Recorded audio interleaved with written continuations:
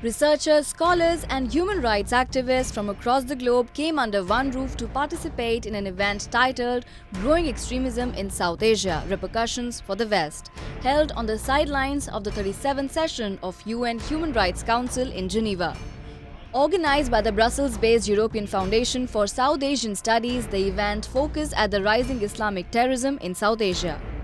Speakers expressed their views as the originator and perpetrator of religion-based extremism, Pakistan, that has been working relentlessly to mainstream and normalize dreaded terrorists like Hafiz Saeed and Masood Azhar, who have waged a war against non-Islamic sphere of the globe, precisely India and the United States of America.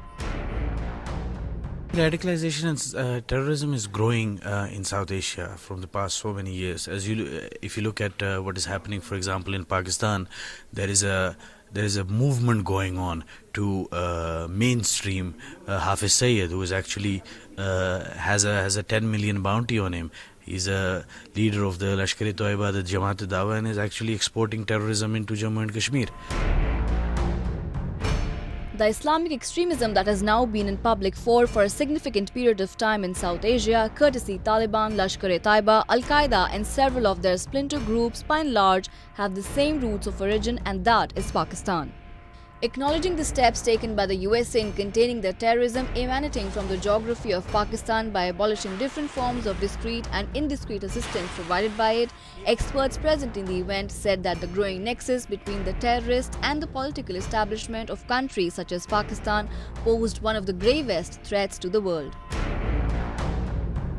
Historically, there's unfortunately been a very strong crossover between the Indian subcontinent and the UK in terms of terrorism. And certainly in the 1990s, not enough attention was paid to the fact that so many young Britons were going out to Kashmir, for example, into Pakistan, attending training camps, going on to Afghanistan when the Taliban were in control there, and getting involved in politico-religious currents that have proven to be very problematic indeed.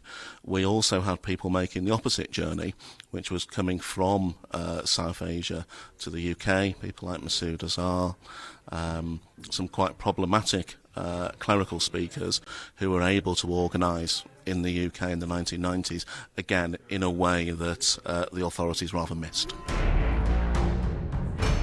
Experts believe that Pakistan, which has lost to India at all fronts in conventional warfare, has used terrorism as a proxy tool to destabilize the region of Kashmir. A huge amount of currency is flushed to lure the vulnerable youth of Kashmir in the name of religion to join the terror factory run by Islamabad. Indoctrination is very impactful.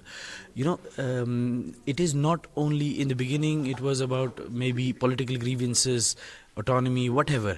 Then it turned into an Islamic jihad in Kashmir when we killed the Kashmiri Pandits, when we said that Islamic rule will be followed here. Now it has turned into pan-Islamism. Zarqawi is an engineer. Osama bin Laden was quite educated. Many people in Britain who are going to South Asia or even Syria to fight with ISIS, they are educated because they are made to believe that this is a pan-Islamic thought Islam will rule the whole world. Young boys in Kashmir are being coerced and brainwashed into believing that everyone in the world, everyone in the Muslim world is fighting for Kashmir, is dying for Kashmir, and is willing to establish an Islamic caliphate in Kashmir, which is not true.